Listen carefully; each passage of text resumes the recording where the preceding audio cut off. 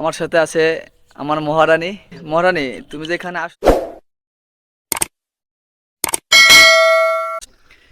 Hello guys, welcome to my another video. আজকে আমি আপনাদের মাঝে চলে আসছি নতুন একটি ভিডিও নিয়ে।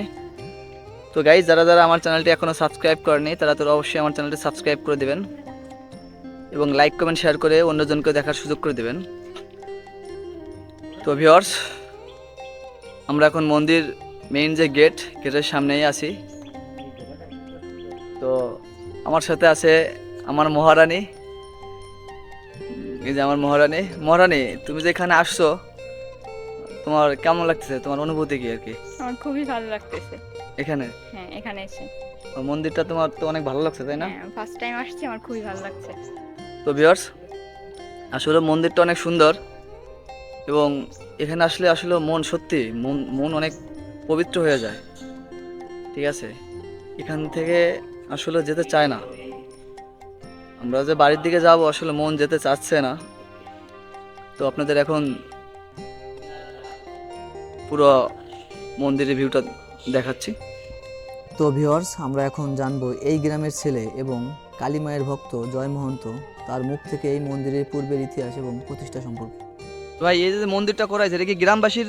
না না, এটা ওনার নিজের মানে নিজের অর্থায়নে? ঠিক আছে, মানে গ্রামবাসী কি বলছিল যে আমাদের একটা মন্দির করে দেন, এরকম নাকি নিজের উদ্যোগে? গ্রামবাসী ওনার কাছে আবেদন করছে যে এখানে তো অনেক পুরনো মন্দির ছিল আগে হ্যাঁ। একটা, প্রায় 1000 বছর আগে এখানে মন্দির। তাছাড়া কালী মন্দির ছিল এখানে হ্যাঁ 1000 বছর আগে?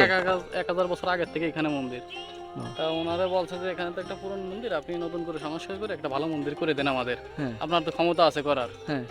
তা উনি দেখলো যে আস্তায় সবাই যখন বলতেছে, তা ওনারও মায়ের প্রতি ভক্তি বেশি, দেখলো যে তাই মায়ের একটা মন্দির করে যায়, এই জন্য সে মন্দিরটা করছে নিজের অর্থায়নে। গ্রামবাসী অনুদান রাখতে চাইছিল, কিন্তু বলছে যে না, আমি নিজেই করবো এটা। ও আচ্ছা আচ্ছা আচ্ছা। যাই হোক, সকলে আপনারা তার জন্য আশীর্বাদ করবেন, হ্যাঁ অন্তত সেজন্য এরকম সব জায়গায় কিছু কিছু মন্দির করে দিতে পারে। হ্যাঁ। তো তো ভিউয়ার্স, আপনারা যে মায়ের মূর্তি দেখতে পাচ্ছেন, মূর্তির বয়স 100 বছর। মানে মূর্তিটা 100 বছর আগে মুঘল আমলে নবাব মুর্শিদ কুলি খার সময় প্রতিষ্ঠিত হয়েছিল। তো এই মূর্তি করার সময়, মানে মূর্তি যে করেছিল, যে পাল করতে আসছিল, সে মূর্তি করার পর নিজের স্বেচ্ছায় দেহত্যাগ করছিলেন।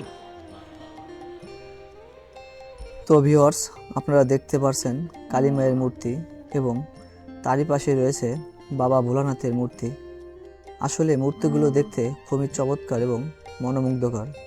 এবং অন্য পাশে রয়েছে শ্রী শ্রী দুর্গা মায়ের মন্দির। মন্দিরের মূর্তিগুলো দেখলে মনে হয় না এগুলো মাটি দিয়ে তৈরি, এমন মনে হয় যেন স্বয়ং দেবদেবী সামনে উপস্থিত রয়েছেন।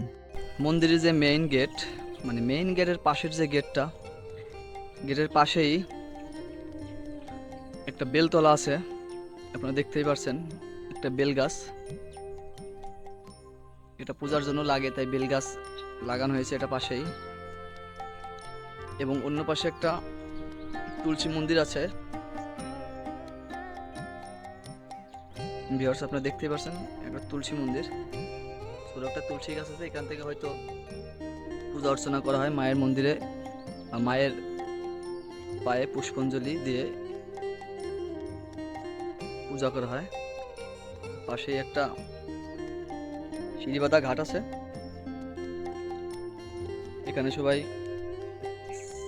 স্নান করে মায়ের মন্দিরে পূজা করে থাকেন।